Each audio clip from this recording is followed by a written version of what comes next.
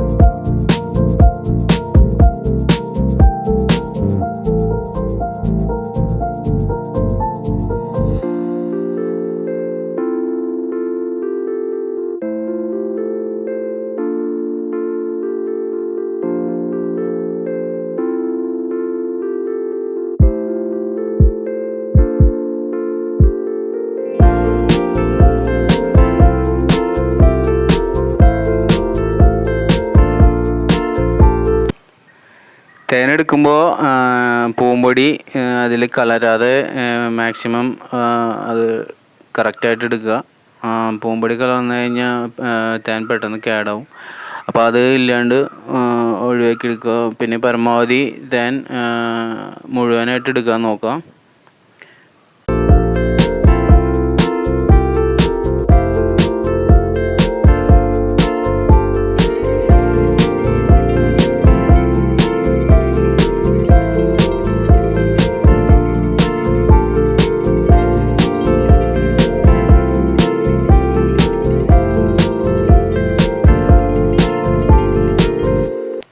അപ്പോൾ ഈ പെട്ടിയിൽ നിന്ന് കിട്ടിയത് ഒരു 170 ഗ്രാമോളം തേനാണ് നമുക്ക് കിട്ടിയിട്ടുള്ളത്. കുറവാണ്, പക്ഷേ ഇവിടെ ഈ പ്രദേശത്ത് ഇത്രയൊക്കെ തേന കിട്ടുന്നുള്ളൂ. നമ്മൾ ഈ കൂട് ഇപ്പോൾ ഡിവൈഡ് ചെയ്യാൻ പോവാണ്. അപ്പോൾ ഇതിൽ അത്യാവശ്യം മുട്ടകളൊക്കെ ഉള്ള കാരണം കൊണ്ട് കൂട് ഡിവൈഡ് ചെയ്യാമെന്ന് വിചാരിച്ചു. അപ്പോൾ നമ്മൾ ഓരോ കഷ്ണം മുട്ടകൾ എടുത്തിട്ട് ശരിക്കും പരിശോധിച്ചതിന് ശേഷം റാണി ഉള്ളത് ഏത് കൂടാണെന്നൊന്ന് ഉറപ്പ് വരുത്തണം. അപ്പോൾ അതിന് വേണ്ടിയിട്ട് നമ്മൾ ചെക്ക് ചെയ്ത് ആദ്യത്തെ ഇതിൽ തന്നെ നമുക്ക് റാണീനെ കണ്ടെത്തി. അതിൻ്റെ കൂടെ റാണിയുടെ ഒരു മുട്ടയും നമുക്ക് കിട്ടി. അപ്പോൾ കൂട് ഡിവൈഡ് ചെയ്യാനായിട്ട് വളരെ എളുപ്പമായിട്ട് തോന്നി.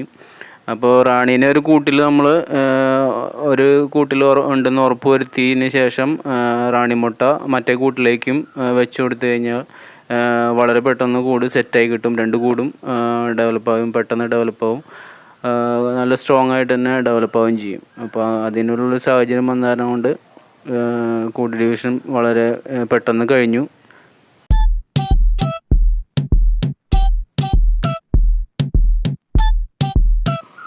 എപ്പോഴും നമുക്ക് ഇതുമാതിരി പെട്ടെന്ന് കിട്ടണമെന്നില്ല. നമ്മൾ കുറേയൊക്കെ സെർച്ച് ചെയ്താലാണ് ആ റാണീനെയൊക്കെ കിട്ടുള്ളൂ. ചിലപ്പോൾ റാണി മുട്ടയൊന്നും കിട്ടിയെന്നും വരില്ല. അപ്പോൾ അങ്ങനത്തെ സാഹചര്യങ്ങളിൽ നമുക്ക് ബ്ലൈൻഡ് ഡിവിഷൻ തന്നെ പറ്റുള്ളൂ. ഇപ്പോൾ ഇവിടെ ഇങ്ങനെ കിട്ടിയത് കൊണ്ട് നമുക്ക് ഡിവൈഡിങ് വളരെ ഈസി ആയിട്ട് ചെയ്യാൻ പറ്റി. ഇപ്പോൾ ഡിവൈഡ് ചെയ്യുന്ന കൂടുകളൊക്കെ ചിരട്ടക്കൂട്ടിലേക്കാണ് മാറ്റണത്. വേറെ മരത്തിൻ്റെ കൂടില്ലാത്തതുകൊണ്ടല്ല, ചിരട്ടക്കൂട്ടിൽ നമ്മൾ റാണിയുടെ വളർച്ച കൂടുതൽ റാണികളെ ഉണ്ടാക്കാനായിട്ട് ചിരട്ടക്കൂട് ഒരു പരീക്ഷണമായിട്ട് നമ്മൾ എടുക്കുകയാണ്. അപ്പോൾ ചിരട്ടക്കൂട്ടിൽ നമ്മൾ ഇപ്പോൾ തൽക്കാലം ഒരു സെറ്റ് ചിരട്ടയാണ് വയ്ക്കണുള്ളൂ. അപ്പോൾ അതിന് ശേഷം ഡെവലപ്പായതിന് ശേഷം കൂട് സെറ്റായി ഒന്ന് ഇതായതിന് ശേഷം നമ്മൾ രണ്ടാമത്തെ ചിരട്ടയും വെച്ച് കൊടുക്കും. ഇല്ലയെന്ന് വെച്ച് കഴിഞ്ഞാൽ നമ്മൾ അതൊന്ന് കുറച്ച് നാൾ കഴിഞ്ഞ് നമ്മൾ തുറന്നതിന് ശേഷം റാണി മുട്ട ഡെവലപ്പ് ആവുന്നുണ്ടോ എന്നുള്ളത് നോക്കിയതിന് ശേഷം നമ്മൾ അടുത്ത വീഡിയോ ഇതിൻ്റെ തന്നെ കണ്ടിന്യൂഷൻ ഇറക്കുന്നതായിരിക്കും. അപ്പോൾ നമ്മളത് ഒരു ചിരട്ടയിൽ വെച്ച് കഴിഞ്ഞ ഒരു പരീക്ഷണമാണ്. ഈ കൂട് ഡെവലപ്പ് ആവും എന്നുള്ളത് 100% ഉറപ്പാണ്.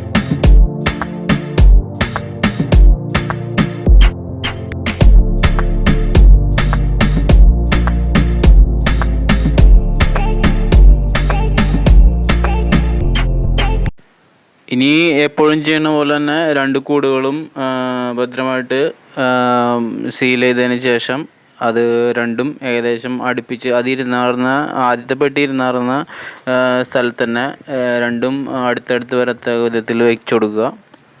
അപ്പോൾ 2 കൂട്ടിലേക്കായിട്ട് ഈച്ചകൾ മൊത്തത്തിൽ കയറിക്കോളും. ഇതിൻ്റെ തുടർ ഭാഗങ്ങൾ നമ്മൾ അപ്ലോഡ് ചെയ്യുന്നതായിരിക്കും. അപ്പോൾ എല്ലാവരും എൻ്റെ ചാനൽ സബ്സ്ക്രൈബ് ചെയ്യുക. നന്ദി.